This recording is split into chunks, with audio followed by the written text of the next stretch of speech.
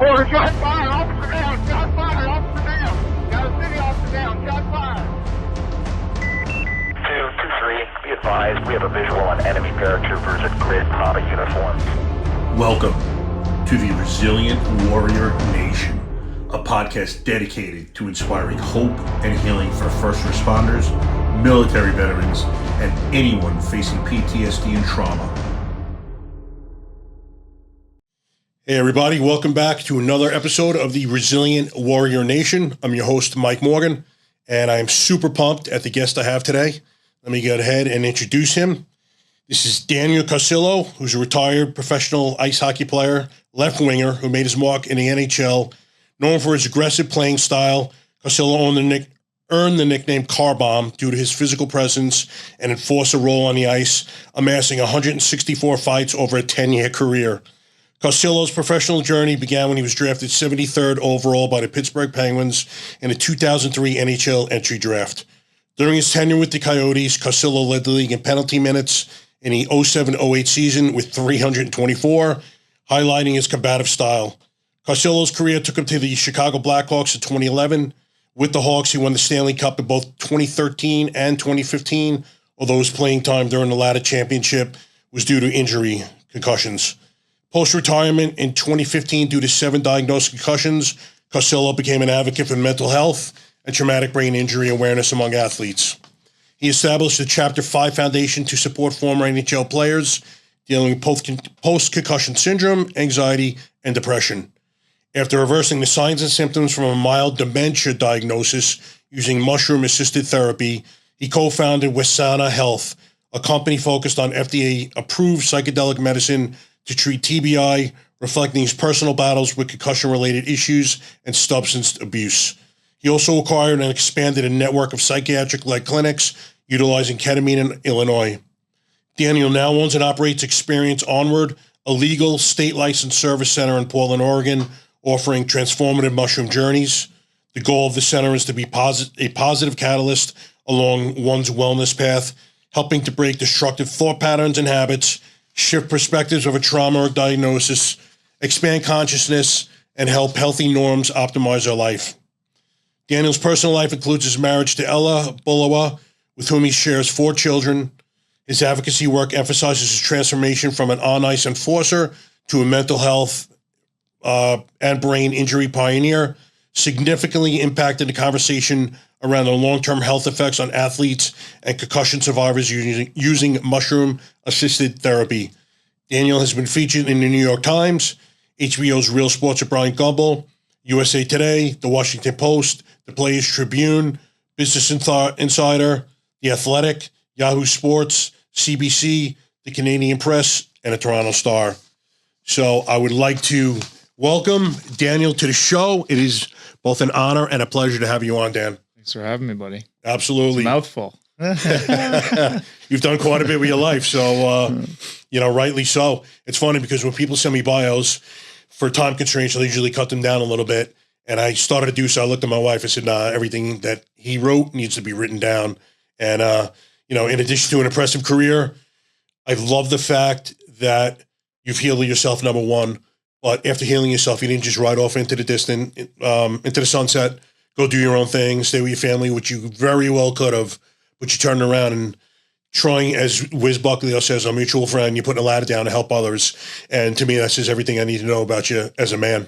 Yeah, absolutely. Well, thanks for that. Yeah, Wiz is mutual connection, really good friend, runs No Fallen Heroes, as you know, helping veterans, first responders and their family members get connected to this life-saving alternative treatment that definitely should not be illegal in the United States. And, I learned early on when I had an opiate addiction during my career after a couple of surgeries, getting overprescribed by medical professionals and then having to ask for help.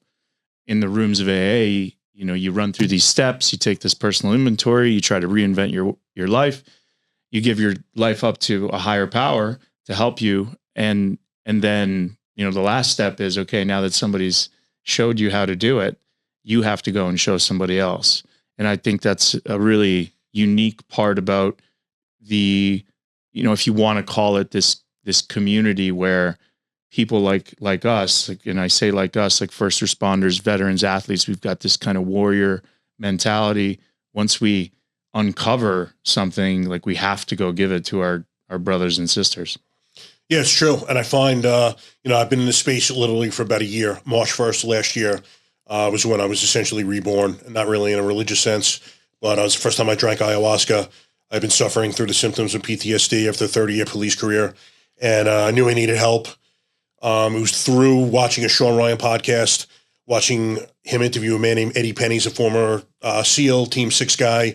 This shirt is actually, it's not a proclamation of mine. It's his company, and I will wear this every day until I meet him in person and he is a guest on my podcast. It will happen.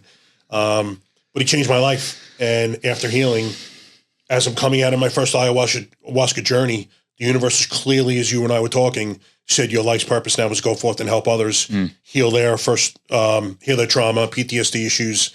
And I literally said out loud, okay, accepted that. And I've never been more passionate about anything in my life. Yeah. And as you know, we have a mutual acquaintance that just sat at your facility a couple of weeks ago, changed his life instantaneously over the course of a weekend. And the feeling that you get knowing that you changed a man's life, and it's not just his life you change the lives of his family, his children. I mean, it's like a spider web on a windshield when a windshield cracks. Yeah, you're affecting that one guy or girl, but there is so many people who were touched by him getting healed as well. Yeah, it's, I really like mushrooms. I've done ayahuasca too, and it sounds like we had a very similar experience, which we can talk a little bit more about, but mushrooms are this kind of truth serum, and it's kind of just like leading a horse to water type of deal, right? Yep. And then Mark and Billy and Wiz and whoever else is on the retreat committing themselves to this process, they've got to drink, and when they do drink, it sounds so counterintuitive to men like us. You have to let go. You've got to surrender to what you need to see in order to move past a trauma or heal the brain or heal some sort of spiritual malady, rid ourselves of shame and guilt and self-doubt and shift your perspective and really just break these kind of destructive thought patterns that just really don't serve us, and really hurt us. So, and you can do this type of work in 4 or 5 hours. It's remarkable. And then, I was just texting the guys because obviously Mark, saw us and came through you, and a pretty cool message. And it's been a week, and it's just like a couple weeks now, actually 2 weeks. It's like, all right, let's see how everyone's doing and how everyone's living now, because that's the real test, right? It's like, how do you live? What does your exercise routine look like? What does your diet look like? What does your tribe look like? Who are you around?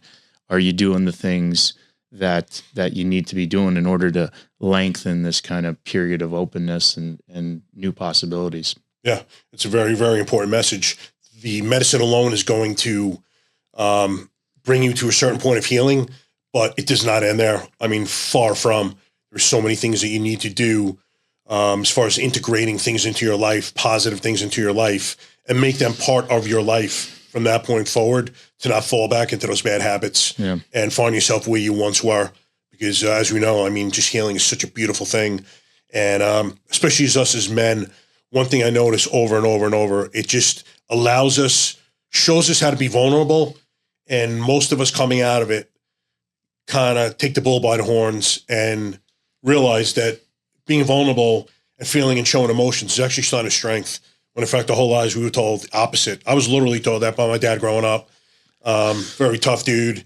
And then you go into these hyper masculinized professions, hockey fighter. Who's a hockey fighter talking to about, emotion and being vulnerable? It's not done, So now it's an incredible thing. Now I see you, doing reels and obviously you have your center, but you're teaching and showing men that it's actually strength to be vulnerable. You're showing strength, and it's great because subconsciously you're telling them, consciously you're telling them, but subconsciously you're showing them like, this is how, this is actual strength. You can do this. Don't think of this as, weakness, because it's not. Yeah.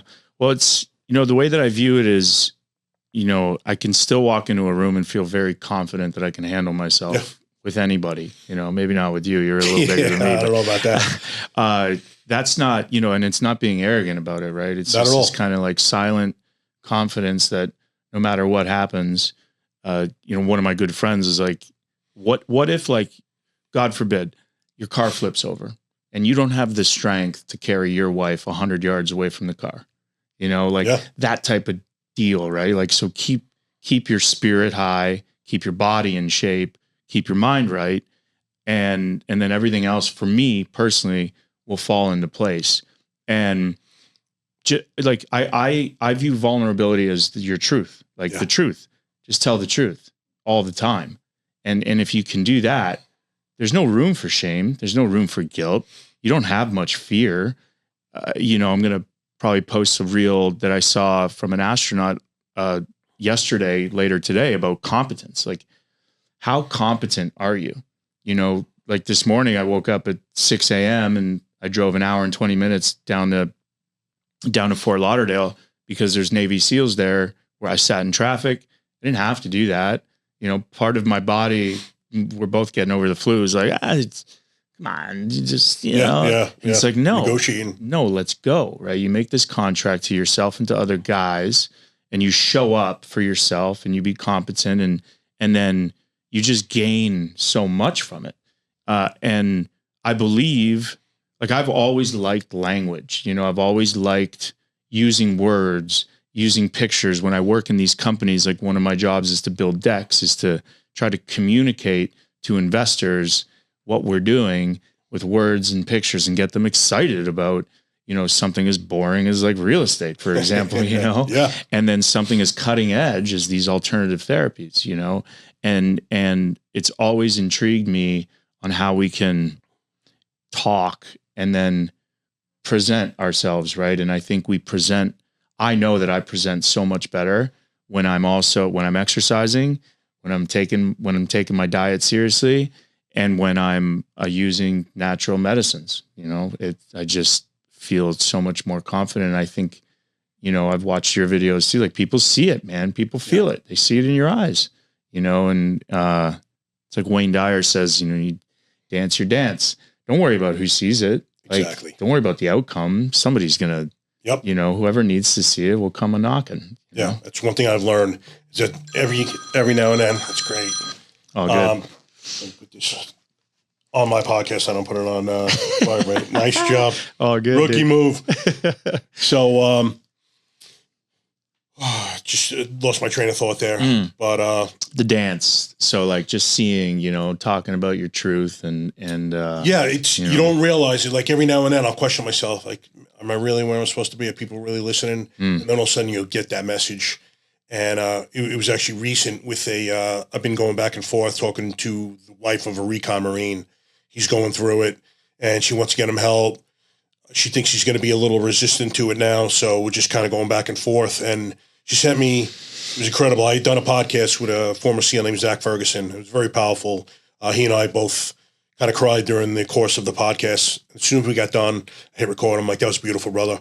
I'm like, you just changed someone's life. They're going to see a Navy SEAL cry and they're going to say it's okay for them to do the same thing. So she had watched the podcast and gave both of us gracious texts about it. And going back and forth with her a few times, she got back to me and she's like, you know, I've been looking for help, for someone to help us for years, and I just couldn't find that. I don't know where to turn. And she's like, now I know it's you. Like, she names him, you and Michael Morgan, and one the universe sent. And it's one of the most powerful things anyone's ever said to me, good or bad, in my entire life. I was like, whoa. And, you know, I take this with the utmost seriousness, but I'm like, man, this is no joke. Yeah. You know, like, people are actually looking towards you, towards me, towards us to help them. And I've never had a greater honor in my life in doing so, you know, but we're just out here telling our truth, like you say. And, you know, it's resonating with people.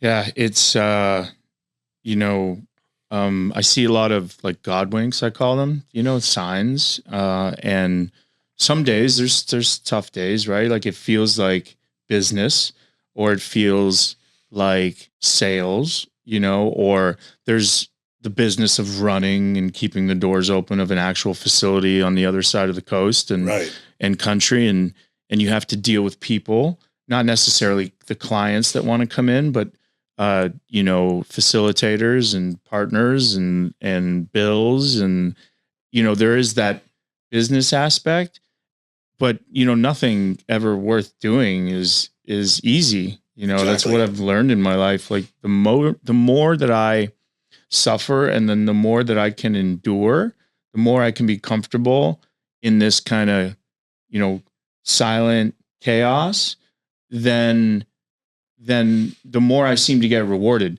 And this uncomfortability it's not for a week. It's not for a day. It's not for a month.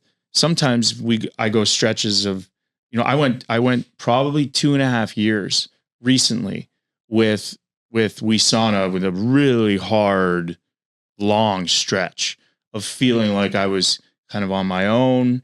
I put myself there for sure, in a way, but the business was and I was just hanging on.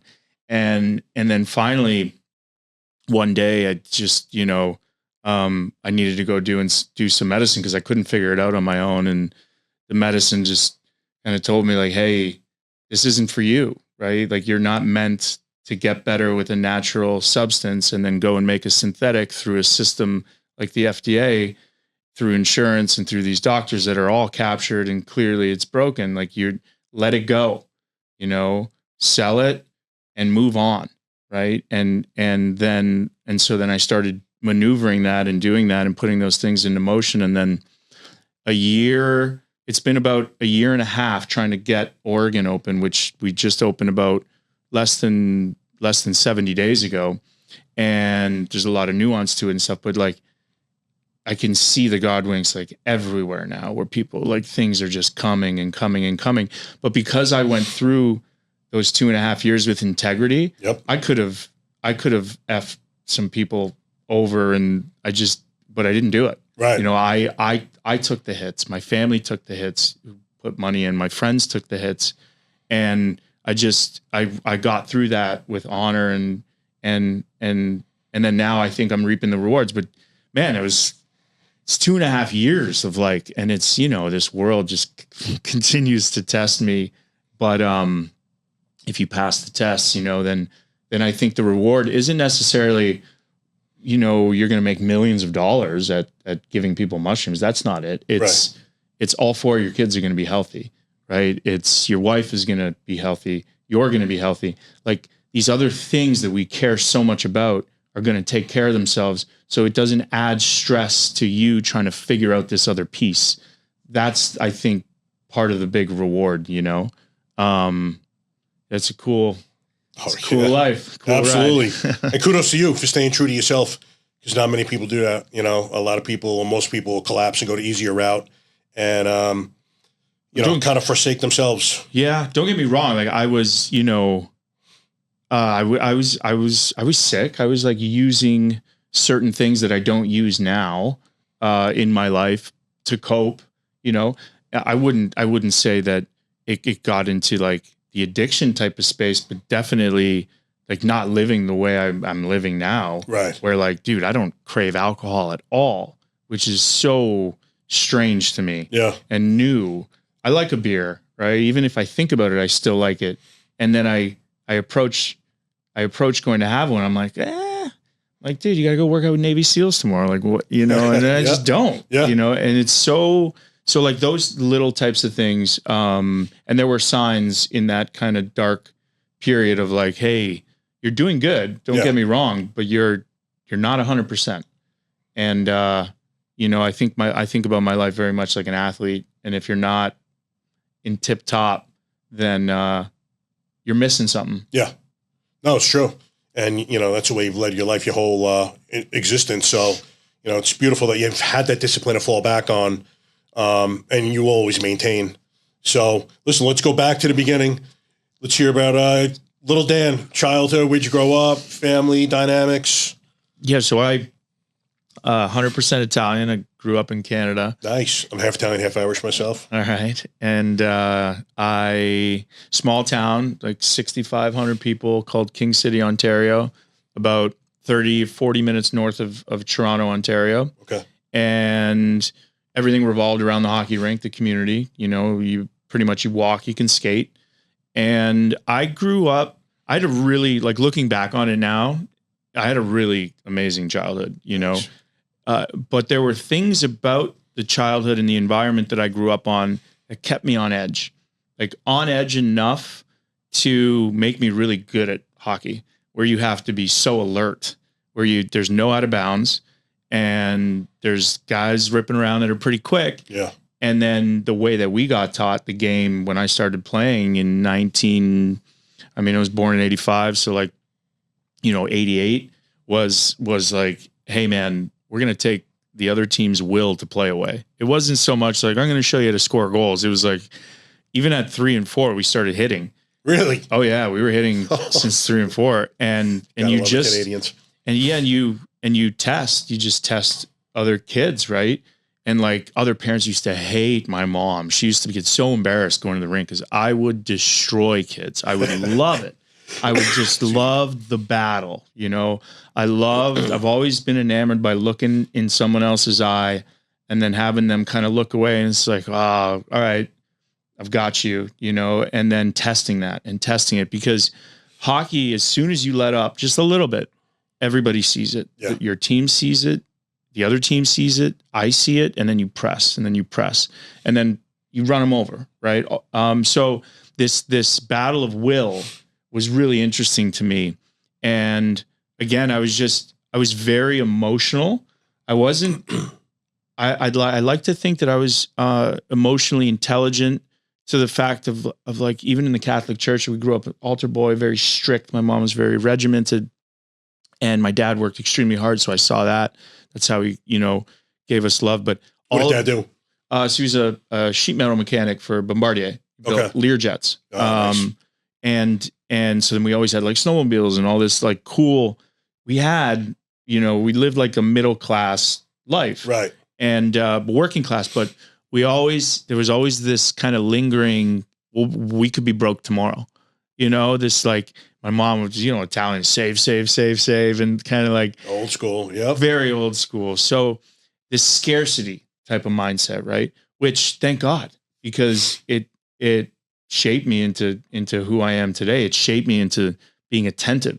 It shaped me into listening to every word that people say, looking at people in the eye, and then that made me really good at hockey.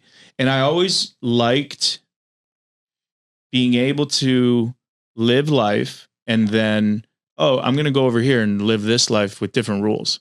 There's different rules on the ice. Yeah. You can't just go smack somebody on the sidewalk. You just like punch somebody. Yeah. I'll be talking to you. Yeah, exactly. Which happened a couple of times, So hockey was very big for me in the sense that I could kind of leave this confusing thing that we call life. I always questioned, what are we doing here?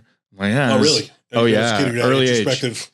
Yeah. I was like, come on, like this guy didn't like, I believe he's a real person, that he was maybe like a philosopher and stuff, but like at the end, like, really? And I didn't really understand why I had to talk to like a middleman to then talk to God, you know? Yeah. Just weird stuff. And I would always go to these camps. I wanted to be a priest early on. Like, really? Yeah. I was like questioning certain things. But one thing that our parents instilled in us is anything you do it 100%. Good. And I took that to like the nth degree. Yeah. School, hockey, altar boy of the year, like in the plays. I was a dork, like in school, I would win speech contests and get a little bullied and, but I was always really good at, sports and stuff. And then in high school, I was always in AA. So I was never a kid in Canada. Most kids are like, your parents, you're going to make the NHL. It's just a foregone conclusion and play AAA. We played AA, a level below. And then things happened I had a falling out with my coach. There was an opening on literally the best team in Ontario, with like Anthony Stewart, who was Bobby Orr's, Bobby Orr's agent. So all the scouts were kind of watching this team, and I don't know how or why, but this is this kind of divine intervention. And a spot opened up. I tried out with 30 other kids, and I got the spot. Nice. And a year and a half, got scouted by AAA guys, and then I got drafted to the OHL in the 6th round at 16.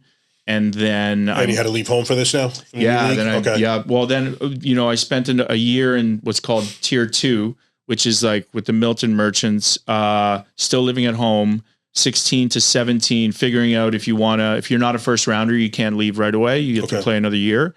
And I went to Cornell, I went to RPI, I went to Bowling Green. I really like school. So I'm trying to figure out if I want to go to university. And then, my dad actually wanted me to go to university. And then my mom was like, you should go. Like, if you're really going to try to go to the NHL, you clearly have a shot now. Go play in Sarnia. Go and really, mom's. I know. Yeah, she's the aggressive. opposite. Yeah, pretty funny. She loved the fights and all that good stuff. Mom's great. And so I left at 17, made a decision, and it was my draft year. Moved 2.5 hours from home and played with Sarnia Sting, just over kind of Port Huron, Michigan, and then got drafted 72nd or 3rd overall, whatever that sheet said, and then turned pro right out of high school. So 19 years old, got drafted to the Penguins. So it was cool. Like, Lemieux was still kind of around. Okay. Eddie Olczyk was the coach. We had like Marc-Andre Fleury. We had a really good draft class. And then Crosby was there the next year. And so it was cool being around all those people. I was in a French organization. So they liked that I was like a savage, kind of, that I could protect these kind of kittens with mittens, and and then I got, I wanted to there's like a pecking order in hockey, right? So it's not necessarily that you're like the best that you're going to get the shot. It kind of goes, like, guys were ahead of me, like Max Talbot and Armstrong, and these guys had served their time in the A. So I kind of saw the writing on the wall after a year in the AHL. I scored 21 goals. I beat up everybody that I touched, and I was like, I'm ready, and so I started telling my agent at the beginning of the second season, like, trade me, like, ask them for a trade. I don't want to be here anymore. Really, right off the bat, huh? Yeah. And I got into, I was doing things off the ice that I shouldn't have been doing and getting into trouble. I was pretty disrespectful. Like, I was just arrogant and I had something to prove, This was also governed, or but definitely because I went through a pretty bad hazing period in the OHL where there's a culture that a lot of us for a year, we dealt with some pretty gnarly things. And we've since introduced a class action lawsuit in Canada, so this doesn't happen again to kids and stuff. We've been going through that for 3 years, but there'll be some good fallout from that. So that I can see, like, that turned me in a car bomb, because I didn't really fight in the OHL. I fought 4 times. And in the AHL, I was like, I gotta get this out somehow. And so, so it wasn't necessarily thinking that you had to become a fighter to make it to the NHL. It was more stuff that was going on in your personal life. And I thought I am a thinker, and I thought, okay, I can skate, I can hit, I can shoot.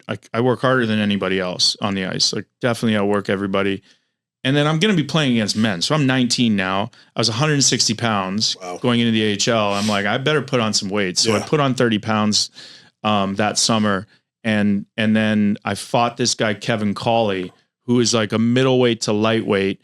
And everybody in the Pittsburgh organization had never seen me fight in training camp or anything like that. They knew I had, piss and vinegar, and then I knocked him out, and everyone was like, where's this coming from? And then once you do that, then the word gets around. It's like, all right, this kid, you just have to fight everybody. I beat everybody up, and I was still scoring goals, still hitting. It's just like another thing on your resume. Yeah.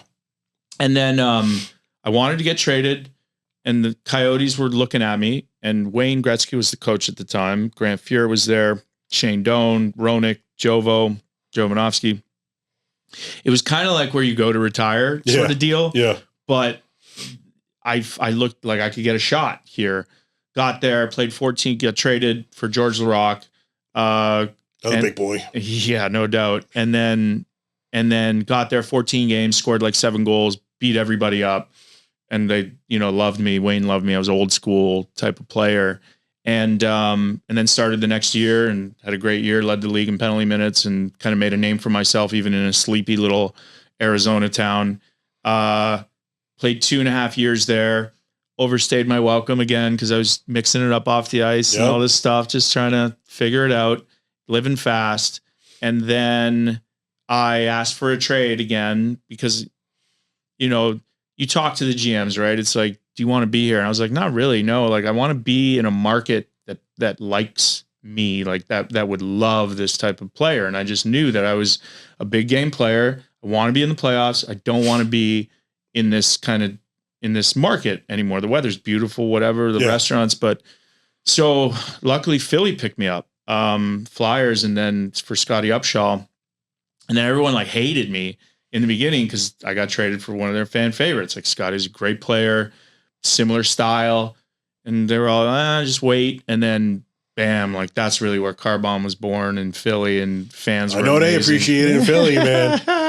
Lunatics. Yeah, buddy, right? Fights in the 300s every night. So, yeah, man, just continued on a warpath, you know, making a name for myself. But that's really where I started to learn how to regulate my emotions, how I started to learn how to like be a team guy. Because in Arizona, I wasn't a team. I didn't give a damn. I just wanted to make my name. And then I wanted to get somewhere. I knew I had a very specific vision. Yeah.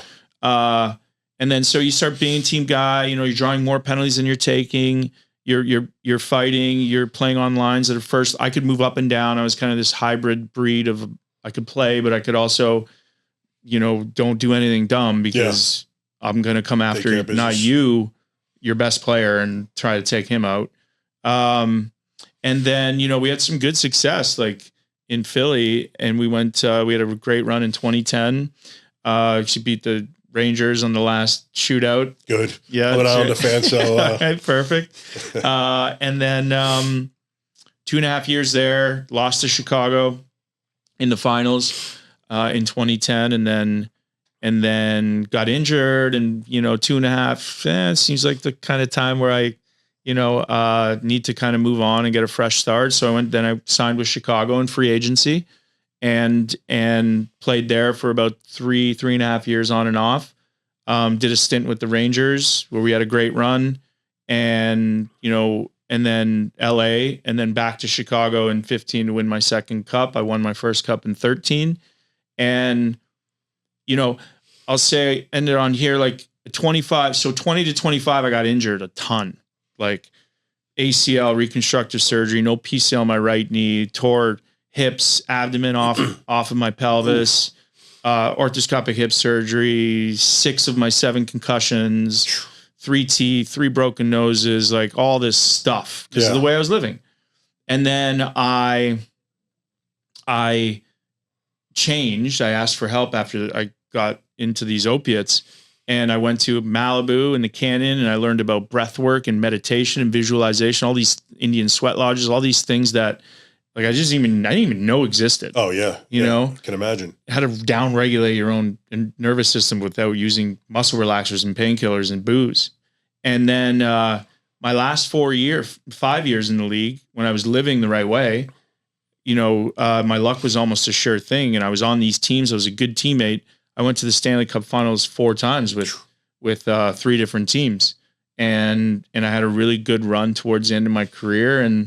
But yeah, the 7th concussion in 2015, I just couldn't. I felt as though my brain was telling me, you got to stop because we can't do it anymore. You know, and 10 years is a long time. Oh yeah, in the especially NHL, your playing style. Mm-hmm. Now, as you're getting these concussions, is it taking longer and longer to recover? And you getting what type of symptomology you get? Is it something that's lingering for you, or no? You're kind of healing quickly from them? No, it was lingering. The 6th was bad, like really bad. I'd never had light sensitivity, but it was like, it was in Minnesota. I took a punch to the head from Brad Staubitz, and like I wouldn't have been able to look at these lights. Really? And it was just, I was like, oh man, this is different, you know? And then the 7th, I couldn't look at my phone for 4 weeks. I couldn't look at a screen. It took me 6 weeks to even just get symptom free to get back to the rink, because they don't want you. You can't go there unless you can work out. And so I was obviously, as an athlete, you're very much in your body, and I can just tell that my brain was close to shutting down if I kept going. And that year, my friend passed away, Steve Monador, who had 4 concussions in 12 weeks. They cleared him with the Hawks. His lawsuit's actually starting up right now in Illinois, and I'm going to try to honor him by testifying and what I saw. And he had 19 concussions. Wow. And this league cleared him for all of them.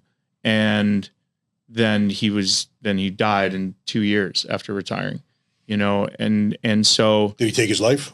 No, he just expired almost. Wow. Like on a bathroom floor, and he was such a good guy, and he really helped me through my Chicago years when I was trying to figure out how to live like a sober life, Yeah. And, so I looked at him. He had the same symptoms I did. So I had light sensitivity, slurred speech, headache, head pressure, insomnia, impulse control issues, short-term, long-term memory loss, appetite loss, weight loss. And then that was on top of like the anxiety, the depression, the suicidal ideation that started coming. And so I just knew, balance issues. Like I just couldn't do my job. Yeah. And I was honestly really spiritually devoid. Like I just was tired. I was just done.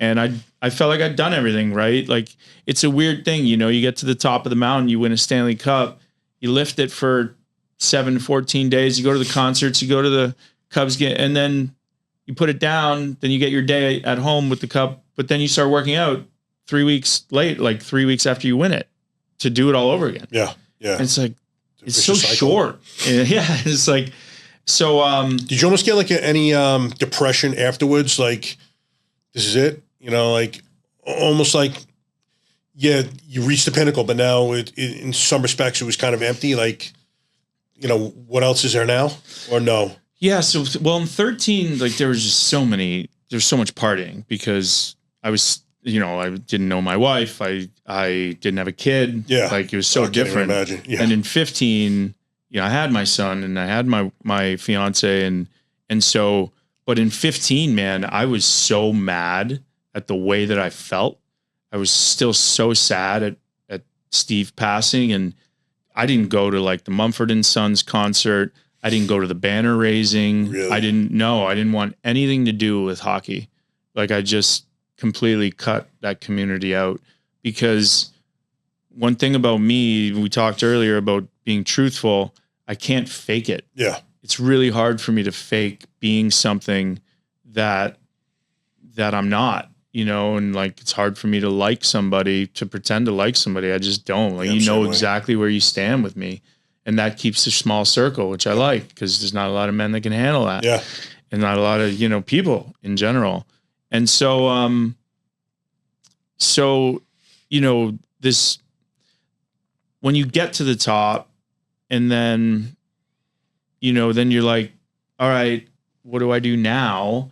I didn't really know. Like, I knew I needed rest, and so I took it. But I also took a lot of pharmaceuticals that these doctors were prescribing to me to try to manage these symptoms early on in my recovery. I eventually went cold turkey off of them after a year because they were just so brutal on my system. And then I had 2 seizures, and then I went away to try to regain my brain health, my quality of life. And then I started to use, these neurological wellness centers, these neurologists, I had all the money to get the best treatment. And they were good in a sense that they taught me a lot about the brain and stuff. And then diagnostics and 6 different parts of your brain, how your pituitary gland's working, how that fits in your autonomic system, vestibular, ocular, your eyes work on a degree scale. Eyes are a good indicator of brain health, all this stuff. So it was useful, but $1,500 a day, every day, like out of my pocket. Right. And like, I realized that they wouldn't take my blood. And then I just started putting the pieces of the puzzle together after 2.5 years. I'm like, man, these guys need me to come here. And they're not really wanting to, they're doing their best. I think that's questionable now, but, this isn't sustainable for anybody. Yeah, and I was advocating, right? And it's like, I got a lot of comments. Oh, you're a rich athlete. Like, great. So happy for you that you can go spend this type of money. Yeah. And I know so many people that have gone to these like neurological wellness centers that have spent 10 grand that have gotten nothing. It's unbelievable. Right? So warning, if you're out there listening to this and you're above 21, I would say like get in touch, and I could send you research on the medicine that is clearly shown to reconnect brain hemispheres and kickstart the pituitary gland, increase free testosterone, lower cortisol, which is stress. Free testosterone going up means your brain fog and brain fatigue will be obsolete. Get yourself problem solving again, have a spiritual awakening as well, shift perspectives of your diagnosis. All these things will never happen spinning around in a gyro stem at one of these clinics. So, but if you're under 21, maybe go take a look, and so after that, I found this study, in 2017. It wasn't until 2019 that Colorado decriminalized psilocybin and these mushrooms, and I took an invitation to go to a farm, and I took diagnostics before I left to prove that this was going to work. On top of the anecdotal, on top of the changes that I saw in my face and my speech, and then blood work as well. And then 6 months later, I did 2 high doses, 3-week washout period, a microdose protocol, 5 days on, 2 days off of tested mushrooms. These are not polka dot chocolate bars. These are not gas station gummies, and these are tested, mushrooms that I know exactly what's in them. And then I introduced USDA certified organic mushrooms, a 6 mushroom blend out of Oregon. They're called Mushroom Harvest, USDA, again, certified organic lion's mane, reishi, cordyceps, chaga, agarikon, and turkey tail. I did some CBD, natural CBD that was tested because it's the only patented neuroprotectant on earth, patented by the U.S. government for neurodegeneration of cells. Really, CBD? By the U.S. government as it relates to neurodegenerative cell degeneration, specifically for dementia, ALS, Parkinson's. This was taken out back in, I think, 99. Okay. So how long ago? Yeah, it's the only patented neuroprotectant on earth, and it's patented by the government. And then retested my brain. 2 high doses, that regimen, and no abnormalities. My neurologist was like, "Well, what did you do?" And I told him back in 19, and he's like, "Well, I can't talk about this. I can't get behind this." I'm like, "Well, they're double-blind placebo studies done by Johns Hopkins. So yes, you can." Yeah. Right. Or you don't want to, because if you tell people about this, then they're not going to come to your clinic anymore because they won't need to. Exactly. So that's the kind of, the dance that people play. And so, now, can I ask you what you had seen on a diagnostic test prior to consuming psilocybin? So QEEG, it's a cap that you wear. You've probably seen it with the gel, all the little gel holes, and it measures theta, beta, gamma, alpha, as well as it measures basically the electrical waves of how the 6 areas of your brain are communicating. Okay. And it's just basically eyes closed for 3 minutes, eyes open for 3 minutes. And you just sit there and you breathe. And there's usually hyperactivity in some areas and then low or no activity in some areas for concussion survivors. Even for, say, depression survivors, it's usually frontal lobe or creativeness, where we kind of hold this sense of self. If we're depressed, that's shut down. Other parts are overactive. So it just measures this, and it gives you a picture of this kind of hyperactivity, and then you can correlate that to, okay, well, this area of your brain, mine was my lower right cortex, which made sense because my last 2, I took a punch to the left side of my head, and it's not necessarily where the blow happens, it's where the smack happens. And so, and then a lot of my symptoms correlated to what your lower right cortex of the brain does. Okay. And so it's just a nice, round picture of your brain and how it's communicating. And, they couldn't find any abnormalities in that scan when I went back, after 6 months. But prior to, they did find abnormalities. It's like, I have it on Instagram. I actually posted it today, but it's, all red, basically. Wow. Like completely red. And then, the scan after is just all white. There's literally nothing there. That's incredible. And did you receive a pre-dementia diagnosis or something to that effect? Yeah, when they initially? 2015. Yeah, they were saying, sorry, man, you've got these CTE-like symptoms. So they use that whole fear-mongering. And then you have what it looks like, based off your symptoms, early onset dementia. And you're how old at this point hearing this? 30 years old and you're hearing this. Incredible. Mm-hmm. So you go, you get the post diagnostic test, and obviously you're elated, I'm sure. I don't want to speak for you, but so you get this, you hear this news, and then what are you thinking at this point? Oh, I'm just like, okay, let's wait. Let's wait another 6 months, right? Because I talked about certain modalities too early, right? Where like I felt you feel great at these clinics, obviously. Yeah. And then when you get home, they just always fall off, right? And so wait. So I waited a year, and then I started talking about it. People saw it immediately. Similar to your story with the ayahuasca, the mushrooms told me in my ceremony when I took them, I was very suicidal, and mushrooms exasperate what's at the forefront of your mind and the reason or intention that you hold there. My intention was literally just, I need my brain back. Can you please help regain my brain health? And so, but I was suicidal, and I was in this rumination of attacking the league, saying everything that's wrong about concussion. Every single hit on Twitter, I would say something. I was just so negative. Looking back on it now, it's like so tiresome to even look at, kind of embarrassing, to be honest.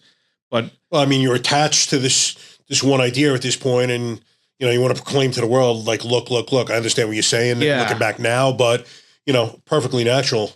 Yeah, it was just, well, you could just see anger and frustration and sadness, right? Of course. And people with messaging, again, this goes back to the language piece of my life. That wasn't the right, yes, I was all those things. And again, I'm just truthful. But looking back, I just wish it could have changed, but that's the path, like no regrets. And so, you get healthy, you're healthy for a year. And then I just started to try to integrate into what is, people call this thing like a psychedelic industry, so I started going to conferences and just poking around and seeing what I can do, how I could use my platform for good. And I ended up going to a MAPS conference. I met Rick Doblin. I stayed an hour after and tried to get him and tell him my stories. Like, you got to do something with this. You should try to go through the FDA and create a medicine, the first ever concussion medicine. And I said, all right, yeah, that sounds pretty good. I mean, I'm not really doing anything right now. Yeah. What the hell? I'll change the world. Yeah. So why don't you introduce me to some drug developers, and I'll put a team together. I'm good at putting teams together, and I know nothing about developing drugs, but I love learning, and I'll learn from everyone. And so I did that. As I was farming CBD, I created a CBD company. So I was farming these 3,000 plants, put them in with my hands. My son helped me. He was like 3 at the time. And as I was riding a tractor, I was calling these drug developers. I'm like, hey, how do we, start a company? And then once I got them to sign on, we needed money. I didn't know how to raise money. So I saw on LinkedIn, I saw this guy named Chad Bronstein. He was just raising a ton of money for this cannabis company. He's like, bam. And then I'm like, maybe I should reach out. I didn't reach out. 2 months later, bam, he raises another. And I'm like, oh man, I got to meet this guy. And he happened to be in Oak Brook. So I cold LinkedIn'd him, and he's like, yeah, come over. I'm like, oh, just like that. So I drove to his house one day, sat down with him, and we talked, and then dated for like 6 months, kind of felt each other out. And then we partnered, and it was one of the best and most fruitful things that I've ever done. Even though it was that hard 2.5 year type of period that came on later, what I learned about business, about how to use a computer, about focusing and staying in it, about how to be aggressive, how to reinvigorate that kind of dog, but repurpose it for a different fight, was really cool. And he taught me all of that. And I tell him all the time, just forever grateful. He's one of the best, hardest working individuals I've ever met in my life. Like, what this guy puts his mind to, he does not let anything get in the way. Oh yeah. He reminded me a lot about myself.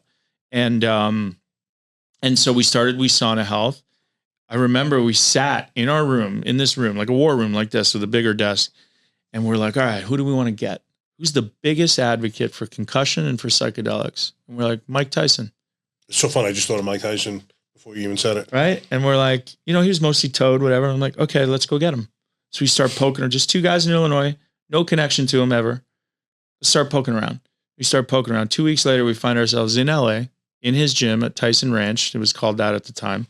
And we, we just basically pitch him and Kiki, his wife. And we're like, hey man, like we're doing this. Do you want to be a part of it? We're going public. And he's like, hell yeah. I'm like, okay. So like 2 weeks of just, and then doing the things necessary to be able to lock that in. And then eventually, that, turned into Chad, saw this kind of, he's brilliant, saw this opportunity, to be able to like Tyson Ranch, basically the guys like stole all the money and it was in dire straits. Yeah. So then Chad, what he did was took time, asked, we talked about it cause I didn't want him to take too much time away from Wisana, and he was running a different company as well. So this would have been his third, but we all kind of agreed, like, go do it, and he basically took Tyson Ranch that was almost bankrupt, restructured it into what is now Tyson 2.0, signed all the early deals that they got. And again, just a really hard worker and just, very set in getting things done. So anyway, I learned a lot from him. Yeah, it sounds like it. And I'll always be grateful for our relationship. And we went through some highs and lows, man, like for sure. Right. We had a period where we didn't talk, but then as men do, I just drove to Tampa and I was like, I want this guy in my life. Like I realized that I was wrong in some areas. Right. And that I got a little lost and angry and maybe at the wrong people, and other people were pushing buttons. It's like all this gamery in this corporate world. It's nuts. And I just wasn't used to it. Yep. So I drove there and buried the hatchet and just, and then we've been really good friends since. And so you have a lot of mentors. The reason I talk about this is, mentors are so important, elders are so important, people that show you the way, that show you this medicine. And so, I've taken a lot of my hockey skills and turned them into, business. So once we were done with Wisana, bought and owned and operated these psychiatrist clinics with med management and FDA approved ketamine. I was like, damn, this is a dark world. Like, even though they're trying to do their best within the system, but the stuff that they prescribe people is just crazy. Like in the 1920s, for a doctor to prescribe their patients something, they had to take it before. Did it really? Yeah, man. Wow. 20s to like the 40s, they had to take it. Imagine that. These doctors prescribing these methamphetamines. Scripts would look a lot different if these guys had to take what they're freely giving out to people. No doubt. So yeah. And then, now just like, man, like really, truly in the right, like in such a good place in my life with such good people around me that are advancing this regulated adult therapeutic use of mushrooms in Oregon and in Colorado, and it's such a blessing to be able to work with this medicine, to be able to carve my own path in what is new age healthcare and what is original medicine. This medicine's been around for 10,000 years, a lot longer than the FDA, which has existed for 100. And really cool to see how quickly people like Mark transform and experience Onward. We're the 13th legal above ground facility able to, administer and purchase psilocybin in the United States. So you don't have to go to Mexico. You don't have to go abroad. We heal our heroes at home here through No Fallen Heroes. We have a partnership with them and pretty cool stuff. Yeah. Oh, it's incredible. I mean, you guys are literally doing God's work. It's so noble. And I don't want to speak for you, but in the year that I kind of been in this space, I'm blown away by the quality and caliber of people that I've been getting introduced to. Like the universe just over and over and over is introducing these people into my life that, I'm coming from a police career for 30 years. I was literally lied to by pretty much everyone I spoke to. You pull over a soccer mom for blowing a red light. Our kids could be right there. She'd be like, no, I didn't. It was just continuous. And now I'm meeting people who have no agendas. Their motives are pure. All they want to do is help. And it's such a refreshing and beautiful thing to see. And, especially from the male aspect, we were talking about being vulnerable. When I'm talking to alpha male warriors who are absolutely not worried about this facade being on and projecting himself as this, strong. My thing, and I've always had mentors that told me, like, if you are this, there's no need to ever tell anyone because they can see it. Mm-hmm. No matter what you're trying to be or think you are, people are going to find that. And trying to be this alpha male or warrior, whatever you're trying to do, it's not necessary, man. If you just live your life, people are going to look at you and respect you in that manner. And, like I said, it's just beautiful talking to you. The motives are pure. Yeah, it's all right. You're into this from a business perspective, but your number one motive is helping people. Yeah. And I love that about what you're doing. Don't get me wrong. It's a business. Yeah. And there's some people that are like a little wishy-washy about, listen, I wake up every day and first I'm selfish. Me. I worry about me because if I don't, everything else will fall off, my family, all this, and business. Second, especially if I'm having a bad day, I have to kind of worry about, I need to worry about others. I need to get out of my own head. I'm very much a thinker, and thinking about thinking too much is not healthy. And so part of what fills me up, I have to get this in front of other people. And selfishly, I need to be heard, and I need somebody to say, okay, I'll do it, you know, in order to keep what I have. And, and then third, like, I want to pay my bills and I want to live a nice life. I like nice things. People always come to this as, now that doesn't mean be greedy. And because if I am, then as we mentioned in the beginning of the podcast, other things will suffer. Exactly. And I don't want to suffer. I do not want any shame or guilt. Now, I'm offering a service. People are like, I can't believe that you're charging this amount of money for mushrooms. Like, I'm charging this amount of money for a wraparound service that is a quarter of what somebody would charge for Ibogaine in Mexico. That is a quarter of what an FDA-approved ketamine clinic would charge for a 6-week administration. And you get a longer openness period. You heal the brain. So like, it's just an education piece about, you're not paying me or the Center for Medicine. You're giving us, and first of all, you're investing in yourself. Exactly. Right. So it's almost like, how bad do you want it? And there's a lot of people that just, unfortunately, haven't suffered enough. And so, like my sponsor told me early on, he's like, hey man, go out and do some more research, like, go and keep living the way you are. And, you'll find a way, and at the center, I'll say, like, we've never once turned anybody down because of price. What we implore is this kind of Robin Hood model where, say, Mike, you're one of my former teammates and I know that you can afford the top ticket. I charge you the top ticket, not because it's greedy or because it's worth it. Mm-hmm. And then I'll put somebody that is asking for help from the fund, because we have a fund attached to this business that can help subsidize their treatment. And I'll put those two people together in a group, because then I can pay the bills, pay the facilitator, pay everybody what they want, and keep the doors open, because the service center makes a little bit of money too. But there's nothing wrong with, that's the business. And I'm in the business of helping people. And in order to help people, I do have to keep the doors open. Yeah. And then this is work, right? And so most days it doesn't feel like work, but it is still a lot of effort, a lot of attentiveness. And do I want to make myself, like, would I like to pay myself some money eventually one day? Yes, I would. And I don't think that there's anything. No. So I think all that matters for me is how I get there. Yeah. That's it, and can you put your head on the pillow and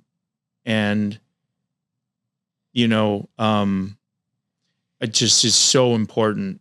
It's so important for me to be honest, like, I'm so close to doing this 100%. I'm not doing it 100% right now.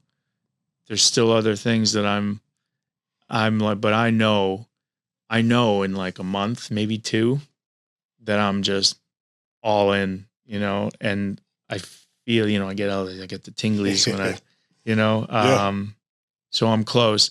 And I always say that to like my clients and to myself when I'm in these ceremonies, if they're difficult. It's like, because I always used to hear from my trainer in these hard workouts, like, you're close. And then it'd be another minute of holding an oblique hold. And I'm like, oh, that gets so mad, like, oh, you're close. But I know it, and it's, I know it's cliche to say, but it's not, there really is no destination, it's like, yeah, it's all about the journey. Yeah, man. How well can we live? Yeah. And the fact that you're doing it with such a high degree of ethics, just says everything you need to know about you. And again, like you said, you're able to rest your head at night on that pillow. And my undergrad degree's in accounting, and what's the number one priority of a business? It's to turn a profit. Because if you don't, those doors are getting shuttered and no one's getting helped. No doubt. But or like, just stay open, Yeah. It's amazing. And I'll read some of these comments on, yours and other people's businesses related to psychedelics, and people saying that they shouldn't be charged. Well, how are these things going to be brought to people if no one's getting charged? Yeah. It's not like most of these guys are Jeff Bezos and, have an unlimited supply of money and could just dole it out to everyone. It is a business when it comes down to it. Well, there's, maybe we touched there, right? Like at Experience Onward, when you go to one of these centers, there's the wraparound service is probably close to 10 to 15 hours of being with one person, and it starts at, $1,500 and can go up to $2,500 depending on how much white glove service the person needs, but you're getting 10 to 15 hours of support. These ceremonies are 4 to 6 hours long. The preparation is 2 to 3 hours minimum. That's state required. And then the integration is another, 2 to 4 hours, depending on what package people pick. And so, and then in there's a $200 charge for mushrooms. Yeah. I think people have a misconception of what we offer, right? At these centers, it's a wellness center, and it's a wellness journey, and it's not a 3-day journey. Yeah. You might get there on a Friday at 12 PST in Oregon, dose on a Saturday morning at 10 a.m., be out of it by, say, 6 p.m., get a nice dinner, go to sleep, get a nice sweat Sunday morning, and then board a plane to go home. But that 3 days, there's 14 days prior. We don't take anybody prior to the 14-day mark, where we give them a diet protocol to follow. We give them breathwork protocols to follow. If it's an individual session, we have those 3 hours of prep calls and intention setting. We have a medical intake that we do, and a health screening that's very particular. It's the same way that we would screen for an FDA approved trial to get into it. And then if you're in a group, then there's another 2 hours of group. You got to meet the group, and you got to be on Zoom, and you got to be comfortable with people. And there's this whole dynamic. And then, after that's done, right? After we tell you what to bring and all of the tools to prepare, and the podcast and the breath work and the visualization stuff we want you to do. And, the common theme is let go and be curious of whatever comes up. Don't fight it, surrender. Then you come and dose, you take those 3 days, and then there's another 2 to 4 weeks of being in constant communication weekly for the integration calls. So really, 14 plus 3 plus 4 weeks, you're looking at, what is that? Can I do the math? Almost 6 weeks of handle with care. Yeah. And I'll say, like, ketamine clinics charge close to $6,000 for, 3 infusions a week for 6 weeks. Okay. Ibogaine in Mexico, you can't get into a clinic for less than, I think, $7,500, maybe $8,000 right now. It goes all the way up to $12,500. And I'll say the openness period that's been studied, meaning this neuroplasticity that underpins these treatments and why they work so well for depression and anxiety and PTSD and concussion and psychiatric disorders, all these different indications with one substance, is because it reopens this kind of like critical learning periods, breaks these destructive thought patterns, and you're open to new possibilities. Now, the openness period for ketamine is 48 hours to 72 hours after a 6-week infusion that usually costs around $6,000, $4,000 to $6,000. the openness period for ibogaine is the exact same as psilocybin, as these mushrooms. And these mushrooms, this openness period is 3 to 4 weeks. And the average cost is $1,500 to $2,500. And then you go over to ibogaine and that cost goes through the roof. Now, I will say, if somebody is coming to us and presenting addiction and we don't think it's a right fit, for sure, ibogaine is doing amazing work there, right? Yeah. It's showing some great things with TBI as well. But it's just, I think having this treatment here in America, I think is just such a game changer, where you don't have to spend the extra money and the extra time to go to Mexico and to go out of state. So it's, and then one of the things we do at Experience Onward, we track data. Right. So like we use a back end EMR system that's HIPAA compliant, similar to if you go to a hospital. It's not required, but we do that. And then we're able to push. So what is that? So it's when you go to the hospital, when you go to your doctor, you're entered into this system in the computer that stores all of your information, the milligram amounts of medicines that you may be on, your medical history, whether you've taken like a MADRS scale to see if you have depression or not. Okay. That's all stored HIPAA compliant. So it's secure. Your information's secure. Some of these facilities that I was going to early on to try to figure out in Oregon if I was going to do this, I was watching these guys fumble with my paperwork on my clients' paperwork, like staplers and stuff. I'm like, dude, and I've ran these psychiatrist clinics with over 1,600 patients, and like, there's a way to do things in this, and it's $200 a month to have this system. So, and so what we can do there is not only we do the intake and all the required paperwork from the state, because this is a state-run, state-approved program in Oregon through Measure 109 that voters voted for in 2020, but we can push these qualitative surveys. So if somebody has concussion, I can get them to answer 10 questions before they come to the retreat. If somebody has PTSD, I can get them to answer those. And then we do follow-ups. Okay. We do follow-ups at 1 month, 3 month, 6 month, and a year. And then that gives you a nice, pretty good, robust data set of looking at, okay, well, how's this person doing after 1 dose? How's this person doing after 2 doses? That's the phase 1 to our kind of data collection phase. And then phase 2 will be, once we have, once we expand to like a center where we can do all of this in-house, we'll have the QEEGs, we'll have the blood panels, and then we'll have this qualitative survey. We'll do what's called an observational independent IRB, or an IRB with an academic institution. That is an institutional review board.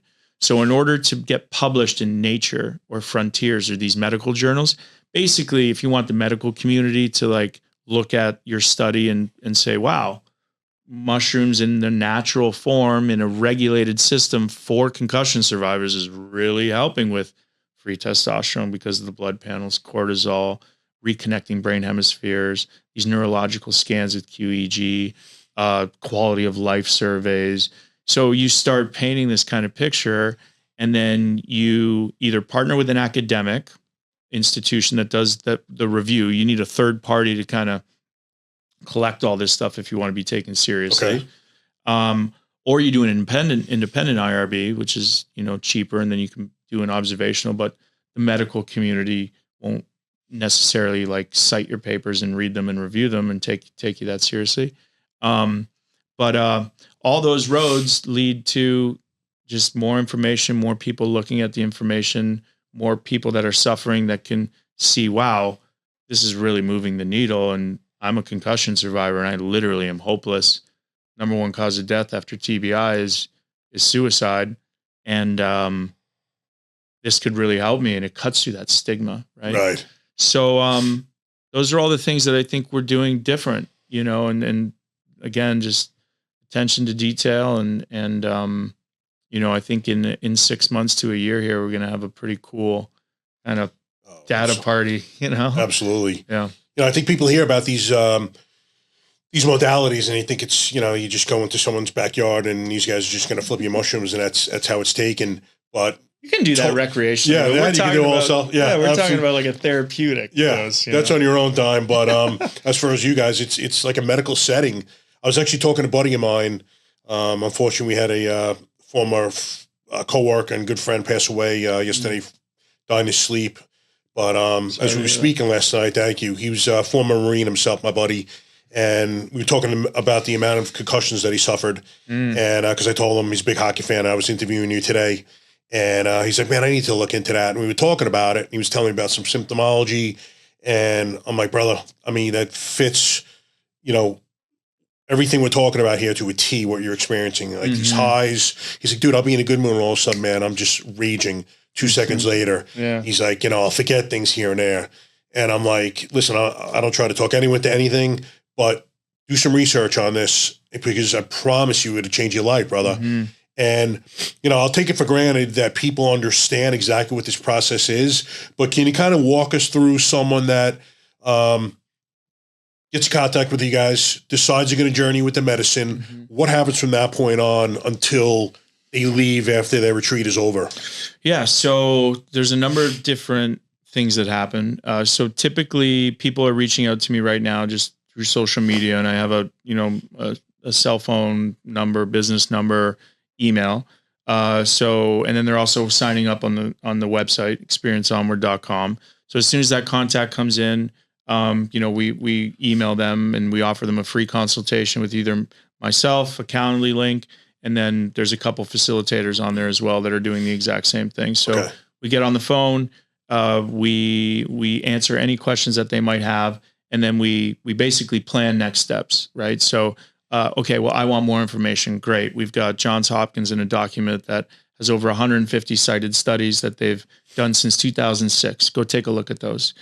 We've got Roland Griffiths, the founder of Johns Hopkins Psychedelic Research Center, and his YouTube on our website for more information. We have Andrew Huberman, who's a Stanford neuroscientist, who talks about the benefits and the risks of psilocybin assisted Can you therapy. just detail the risks real quick? Yeah. So the risks are, in a therapeutic setting, giving somebody these mushrooms that have a history of bipolar, schizophrenia, these mental health conditions that are just a no-go that would disqualify you, or giving somebody these mushrooms that are on high doses of SSRIs, or having some other drug-drug interactions, because unfortunately people are coming to us with a cocktail of medicines sometimes, and the SSRIs actually block or inhibit the same receptor that psilocybin that turns into psilocin fits into. It's a 5-HT2A receptor. So what happens is if you're on a high enough dose of SSRIs, you blunt the effect. And the last thing that we want to do is have somebody spend time and money to prepare, come for an experience, and they don't get the experience. Right. That only happens if you lie to us.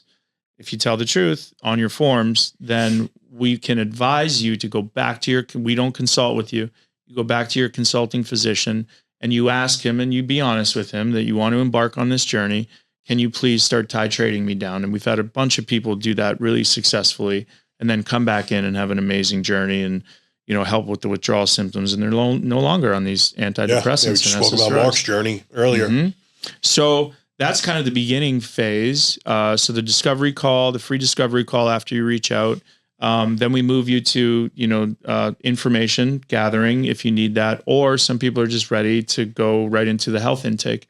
So then we'll move you into the back end EMR system that is HIPAA compliant that I mentioned before. You'll get an email from this system, and you'll be connected to a facilitator right away. Okay. You'll be asked to do your medical intake or health form. It's only 11 questions. This form was designed by medical professionals who helped create the program and the regulation here that we're following the statewide OHA regulation. And once you take those questions, then we'll review that. And if you qualify, then we'll start, the process of working on coming to an agreement on the package and on the price. And the different packages are individual or a one-on-one session with just you and one facilitator. You can do a group session, which we highly recommend because typically when these ceremonies were done, they're always done in group, always done in community. And you also get the added benefit of it being cheaper from a price point perspective. And then you get the added benefit of just having support, especially if you're kind of first timer, you're going through it with these other kind of first timers, and it's just nice to be in a group. So we usually do 2 to 4, no bigger than 4 groups. We offer those bi-weekly every month. And then we offer, there's a package that offers a retreat. So a 3-day retreat package where you literally just need to fly there. We rent the house. We have all the food ready to go. You come in, there's mindfulness workshops over the course of 3 days. There's transportation to and from the airport. And I'm usually there basically moving everybody through this kind of 3-day program, high touch, a lot of nature, a lot of awe-inspiring, Mount Hood. I've seen pictures. It is gorgeous there. Yeah, it's amazing. And so, and really you don't have to worry about anything but getting there, right? And then you're in this community. And then we do 1 dose with the 3-day retreat. And that's a certain price point. And then we have an option for a 5-day retreat just because people have been asking for it, where we do the same thing that I just mentioned, but we do 2 doses. We'll start doing that likely in the spring and see how that goes. Okay. So those are the 4 packages. We also offer microdosing subscriptions for Oregonians that want to actually come in every morning, take a small dose, and then go about their day. They only have to stay in the clinic for the first time for 30 minutes. And then every time subsequent to that, only 15 minutes. So think of it as like, a go-to kind of pharmacy, and then go about your day. And what does microdosing do for someone? So it's just a mood elevation. It helps with focus. It helps with, attention, helps with sleep, helps with the brain. It's a neuro anti-inflammatory, obviously. And just this extended use period, right? Where, nothing gets fixed like forever in 5 hours. So it's nice to and it's a good introductory kind of, everyone's so scared of like what mushrooms could do. So taking a small dose and getting that kind of mood, colors are a little brighter, you're a little nicer, you're laughing a little harder at your wife's jokes, or she's laughing at yours. It usually doesn't happen. Like everyone's just getting along. Yep. You can attribute that to the mushrooms, because at the end of the day, these mushrooms want the best for us. Nature wants the best for us. We're born, I believe, out of the world, not into it, right? That's why nature fits so perfectly into our receptors without adultering it, without putting it into a synthetic, without any of those other side effects. This just works, And do you feel anything from microdosing at all? Yeah. I mean, just like I said, kind of a mood. It was more of a mood thing. I don't do it too much anymore because I don't need it. Really relying on kind of exercise. But it's always like a physical feeling, like any euphoria or anything like that, or it's not even something you would notice? No, there's points in the day where you kind of look up and you're like, why does that tree look so nice? Or why is the sun a little brighter? Or so there are those types of things. And, I just really handled that situation with a lot more patience. Like, I yelled at my kid, but it was only for 2 minutes. Yeah. Like not, I didn't go overboard. All those types of things, right? You just start to kind of get more aware. And then we offer at the center, facilitator room rentals for people that have their own clients that want to come in and rent the rooms and work under our service center license. And, obviously there's integration coaching as well. And so, you come in, you pick a package, and then, you book your time and you get on the calendar with the facilitators. You start working through all the prep calls. You just start preparing. We start to get to understand the facilitator, understands who Mike is, what his childhood looked like, what his trauma looks like. Why is Mike coming and being called to do this work, so that we know and the facilitator knows what's going to come up, because it's going to come up because we want it to come up, because you want it to come up, because you don't want it to govern the rest of your life. Yeah. We're here to meet these types of things head on and get to these root cause issues. So, and then after that happens, the next day we always recommend a sweat. If you're not staying at the 3 or 5 day retreat, we have a hotel partner. I'm sorry to interrupt. Could we just talk about the mushroom experience itself? Literally, like what you guys do to prepare, how you give it to them, what they're going to feel, how far, how long it's going to last. Yeah. So the mushroom experience itself, once all the preparation's done, we don't typically belabor it past like 2 or 3 hours, because people they know why they're here. They get to the center at 10 a.m. There's always a fast that people are adhering to. So minimum, it's usually 12 hours. Okay. Because this medicine fits into a 5-HT2A receptor that's in our belly. 80%, 90%, depending on who you talk to, are there. The other 10 or 20 are in our brain. And so we don't want it interacting with any food. We want it to be really clean. And so you get to the center. We have sound beds. We've got some music. You start this meditation. It's really calming. There's a lot of wood. There's a lot of plants. There's a lot of light.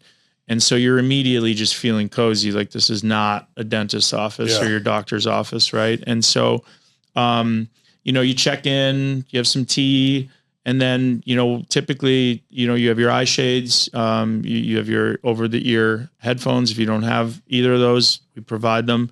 And then you pick your kind of, call it the battle station. You pick where you want to lie down. And if it's in the group setting, we've got a beautiful group space. If it's a one-on-one, then we have, 8 or 9 private rooms that people can choose from.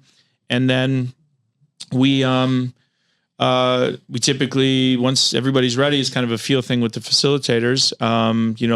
They'll lie down and then they'll prepare the medicine and in a tea form with a little bit of lemon. Pick your dose. That's usually picked during the preparation phase. And then in the morning, you're kind of feeling it out with the individual. And then can I ask you how you guys go about picking a dose? Yeah. What factors? Yeah. So the factors are basically you ask questions, and if it's a first timer and somebody's not kind of deeply rooted in like maybe a spirituality practice or a faith practice, like the 2 questions I always ask are, okay, do you want to go through this experience tethered to your body to know that it's there, that you're there? And you might feel a little separateness between your consciousness and who Mike thinks he is behind his eyes and this body. But for the most part, you'll be able to touch it and put your foot down. Or do you want to completely leave that behind? And do you want to, it's an altered state of consciousness, but you are not necessarily in your body for some time, and an hour might feel like 5 minutes, 5 minutes might feel like 2 hours. It's all different for everybody where time dilates. And, why is that important, right? Like what does that separation do of that second part? And I believe it's kind of this survivor's remorse, right? Where you have these views of yourself, of a diagnosis of your life, of your trauma, of maybe a problem that you're trying to solve. And it's like Einstein said, right? We can't solve a problem from the same level of consciousness that created it. So can I come out of my body and observe? One of the things that I love about mushrooms is, man, I've had a ceremony before where I was dealing with like the childhood stuff, and I was literally able to simultaneously put myself in my mom's heart and body and her consciousness and my dad and my brothers and figure out how they felt by like a scenario, all of them at once. Really? And it was like, oh man, this is so powerful. Like, and then you change, right? And you want to, like, quickly. Yeah. And then you come back to your body, and some of these experiences can be really difficult, but we teach you with breath work. And that's why the facilitator's there, right? To kind of reassure you things like let go, be curious, don't fight it. The last thing you want to do is fight these things, because the longer you fight them, the deeper you're going to go into that kind of difficulty. And you come back and people tend to feel like, man, why was I looking at that situation that way? Why was I listening to a diagnosis based off of 10 questions that a doctor gave me after meeting me for 22 minutes? What am I doing with my life? Like, can I? And then it gives you the confidence to just take control again, grab the reins. And so that's, how, in some ways, I think, people can move past and feel better after taking this medicine. And then it's up to you, right? To like, and everyone worried about, well, should I write everything down? It's like, no, like, I mean, you're going to travel, and you're definitely going to get a peek behind the veil. You are for sure going to be able to feel as though God or nature, whatever you call your higher power, is there. And that not only that it's there, that you are it in a way. And that's a really cool experience. You know? It is. Absolutely. I think that's where a lot of this confidence is derived from, where it's like, all right, wow. everything is connected and I am, perfect. And I really don't need to beat myself up anymore. And I don't need to listen to that. And I can go anywhere I want. Like I am in control, That's what I love about mushrooms. It's, I love seeing somebody come to a retreat, be so unsure of themselves for like a couple days with me, and go through this experience and then come back and they're like, man, like I know exactly what I need to do. Why was I can't believe how stuck I was. Yeah. It is amazing when you look back. Same thing happened to me, my first hero's dose. And it's funny because I journeyed with ayahuasca first and I thought the same thing was going to happen. And I realized at some point I wasn't going to be taken anywhere else like I was with Aya. Like I was here. And then I just started asking myself questions and went deep, introspective. And, I was actually questioning some of my behaviors that have gone through my whole life. For instance, why I get really quiet sometimes and introspective when I'm a pretty loud dude. And I was back in my childhood home watching my dad in one room, my mom in the kitchen, my sister upstairs, and no one talking. Like the house was usually quiet, punctuated with periods of sound, whereas a lot of people's were the opposite. And, I'm asked sometimes by my wife, like, why aren't I more affectionate? And I was back in that house again, and man, there was no affection in the house, unfortunately. And it was just first 25 years of my life. That's how I was raised. And, I tell my wife, like, sometimes I have to tell myself to be affectionate. It's not fake, but it's just not something, it's not my first reaction to go over there and go behind you and hug you and kiss your neck. Sometimes I have to tell myself to do it. And, it's really amazing. Like you think of things that you never thought about before. You think of things from a different perspective than any that you've ever had before. And it's just amazing with some of the stuff that you come up with. It's all inside of you. It's all inside of us. It's just amazing when we look at it from at different ways, how we realize, whatever the origination of it.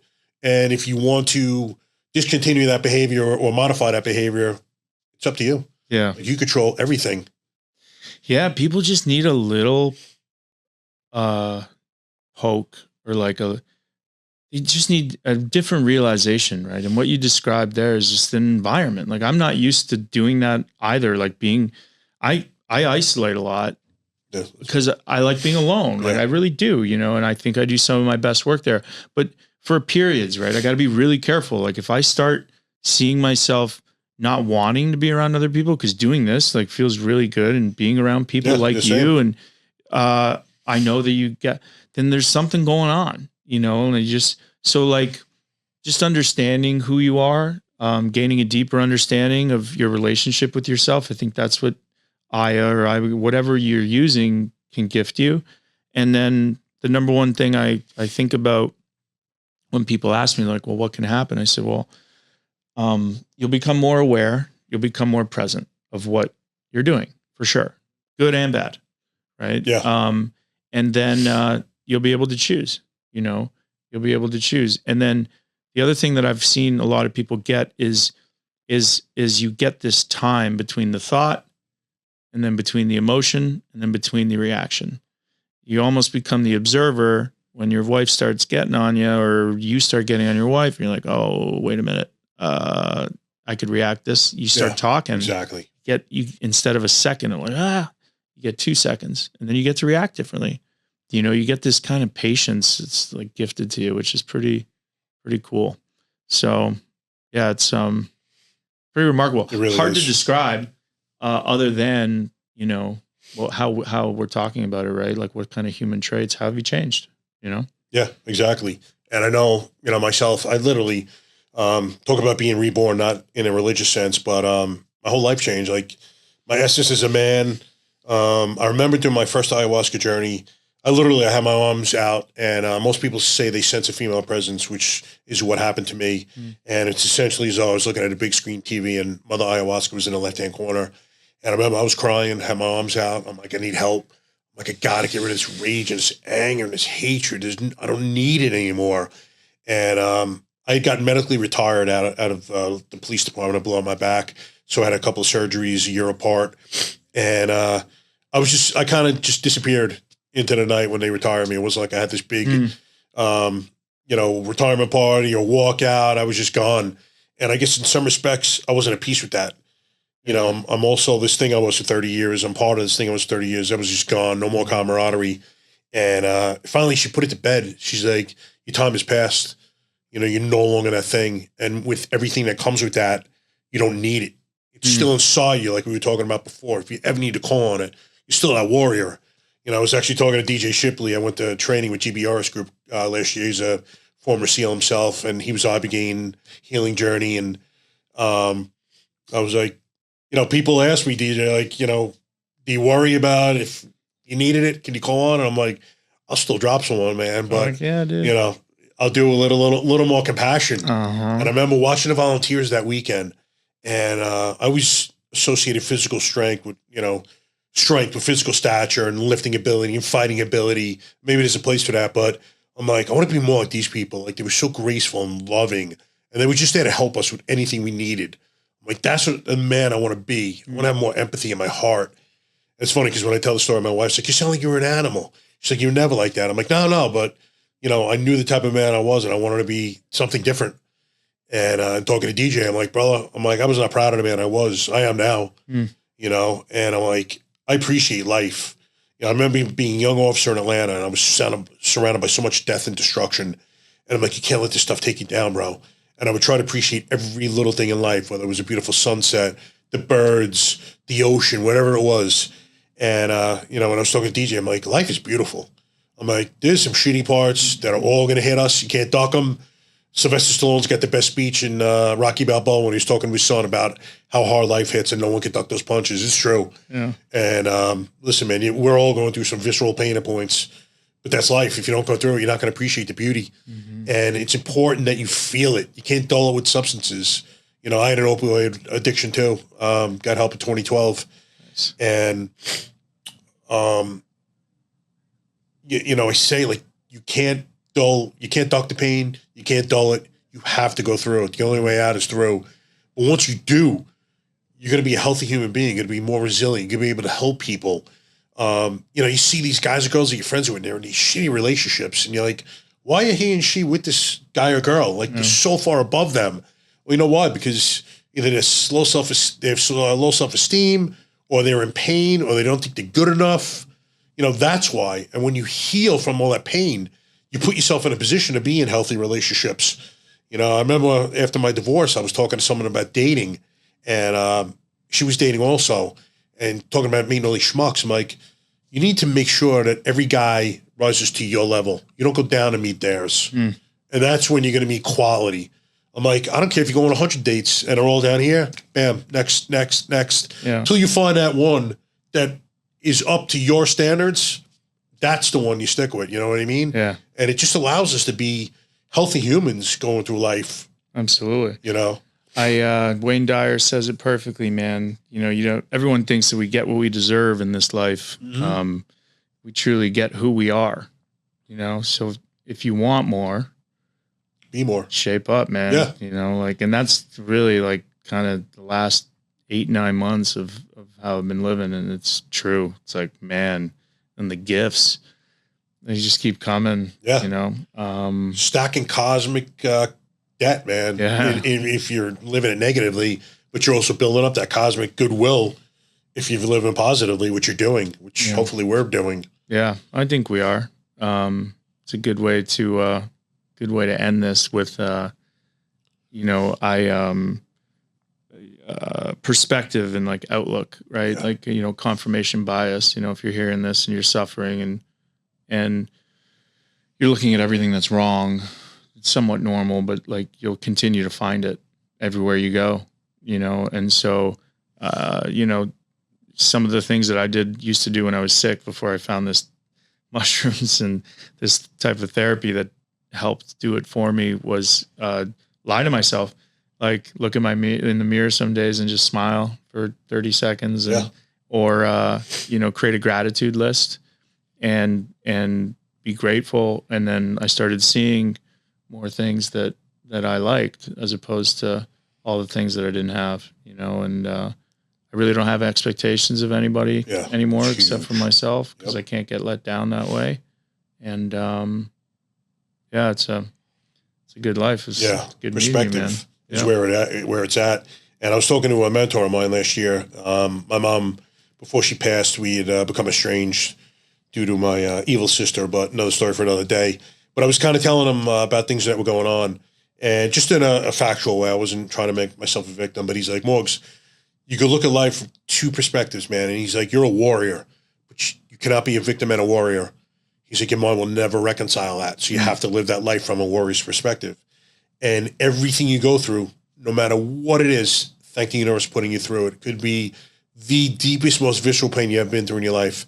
But don't say, why is me, you know, that's woe is me, why me, blah, blah, blah, put me self victim. No. Thank you for putting it through, because once you heal again, you're going to be stronger, more resilient. And know that once you get through that, man, there's nothing on God's green earth that could stop you, because you went through that, and you went through this, and you went through that, and you're here now. Yeah. All the stuff that you've gone through in your life, man, trials, tribulations, suicidal ideology, you went through it, and you're on the other side, and you're healthy now. There's nothing that can stop you, Dan Carcillo. You're unstoppable in certain respects. You know what I mean? It's not an arrogance. Yeah. It's just like, you can handle it, whatever it is. Yeah. Suffering is a funny thing, you know, and I'm just glad I got out of it, because some of my friends didn't, you know, and some people don't. Yeah. So, again, that kind of obligation of moving forward and, you know, trying to help as much as I can.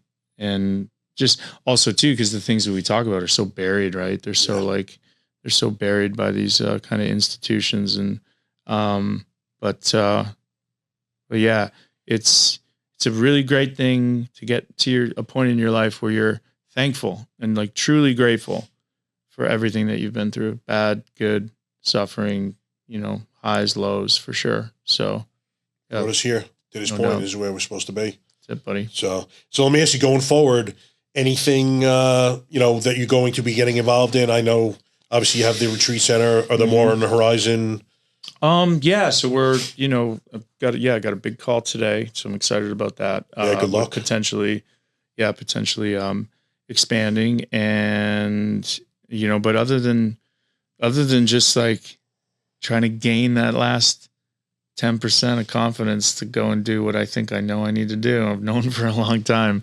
Other than that, and then the center in Oregon and Experience Onward, and just trying to help more people and refine the message. And no, there's nothing much more that I'm focused on other than my 4 beautiful kids and my loving and accepting beautiful wife and our 2 Frenchies, and you know, just making sure that, you know, every day I work, and then when I'm not working, you know, I'm with them, and I'm just as present as possible. That's it, man. Yeah, it's huge. It's how a man lives his life, man. So 2 things. One is all the links will be in the bios, but please tell people if they want to get in touch with you how to do so. Sure. Yeah. So I'm most active on social on Instagram, Daniel Carcillo 13, Twitter, Carbon Boom 13, LinkedIn, Facebook, just my name, Daniel Carcillo. I have a personal website, danielcarcillo.com, where people can, you know, book time if they want a one-on-one, and then experienceonward.com.